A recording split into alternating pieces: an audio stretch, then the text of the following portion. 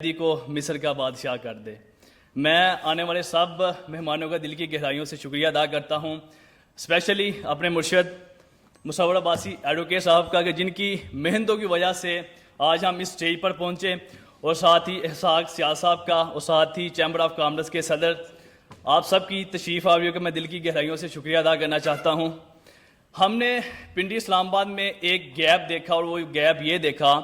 کہ 40% پلس پنڈی اسلام آباد کی جو پاپولیشن ہے وہ رینٹ پر رہتی ہے، اور پاکستان میں آلموسٹ 1 کروڑ پلس جو لوگ ہیں وہ بے گھر ہیں، وہ رینٹ کے گھروں میں رہتے ہیں۔ اس کمی کو فلفل کرنے کے لیے ہم نے لو بجٹ میں رہتے ہوئے سری نگر ہائی وے کے اوپر 100 گھروں کا ایک ایسا پروجیکٹ شروع کیا کہ جس میں اس ٹائم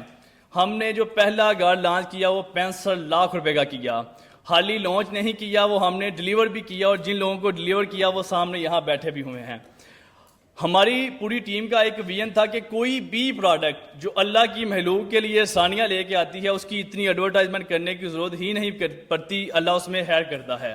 اور یہ جو کنسٹرکشن ہوتی ہے اللہ نے اس میں بڑی برکت رکھی ہے۔ یہ ہم نے فزیکلی یہ چیز فیل کی کہ جب آپ کسی بندے کو گھر پرووائڈ کرتے ہیں، اس کی چھت کا ذریعہ بنتا ہے، تو اللہ آپ کے لیے بڑی آسانیاں مہیا کرتا ہے۔ اور ویسے بھی اسٹیٹ بینک کے مطابق پاکستان میں سالانہ کھربوں روپیہ لوگوں کا ریئل اسٹیٹ میں تباہ ہوتا ہے۔ اس چیز کو مد نظر رکھتے ہوئے ہم نے ٹوٹلی جو فوکس کیا وہ فزیکلی پراپرٹی کے اوپر فوکس کیا کہ لوگوں کو وہ چیز دی جائے کہ جو لوگوں کی نیڈ ہے۔ ایک چیز آپ امیجن کریں، جب آپ کسی کو گھر دیتے ہیں، جب کنسٹرکشن ہوتی ہے تو اس سے کئی انڈسٹری چلتی ہیں، کئی لوگوں کا روزگار چلتا ہے۔ ہم نے چند گھروں سے سٹارٹ لیا، اور آج اللہ نے ہمیں ایک اچھی کنسٹرکشن کمپنی بنا دی 92 ہوم کے نام سے۔ اسلام آباد کی ڈیفرنٹ لوکیشن کے اوپر ہم نے انسٹالمنٹ کے اوپر گھر دیے، اور الحمدللہ جب ہم نے یہ گھر سٹارٹ کیے تو میکسیمم لوگوں کا یہ مائنڈ سیٹ تھا کہ جتنے ریٹ میں یہ سنگل سٹوری یہ گھر دے رہے ہیں شاید یہ ڈیلیور نہ کر سکیں، کیونکہ جس لوکیشن میں سری نگر ہائی وے کی زمن والی سوسائٹی کی جس لوکیشن میں ہم یہ گھر بنا رہے تھے اس کے سراؤنڈنگ میں اس سے مہنگا 5 مرلہ پلاٹ ملتا تھا، لیکن اللہ کے کرم فضل سے مٹیریل کوالٹی میں 0% کمپرومائز کے ساتھ ہم نے یہ گھر لوگوں کو ڈیلیور کیے۔ آج وہ لوگ یہاں بیٹھے بھی ہوئے ہیں، الحمدللہ ہم سرخرو ہیں۔ میں سردار طاہر صاحب کا دل کی گہرائیوں سے شکریہ ادا کرتا ہوں کہ ان کی دن رات محنتوں کی وجہ سے بھی آج ریئل اسٹیٹ انڈسٹری کو عزت ملی، اور یہ ریئل اسٹیٹ کے ساتھ شانہ بشانہ کھڑے رہتے ہیں۔ میں بات کر رہا تھا کنسٹرکشن انڈسٹری کو لے کے کہ حکومت پاکستان کو بھی چاہیے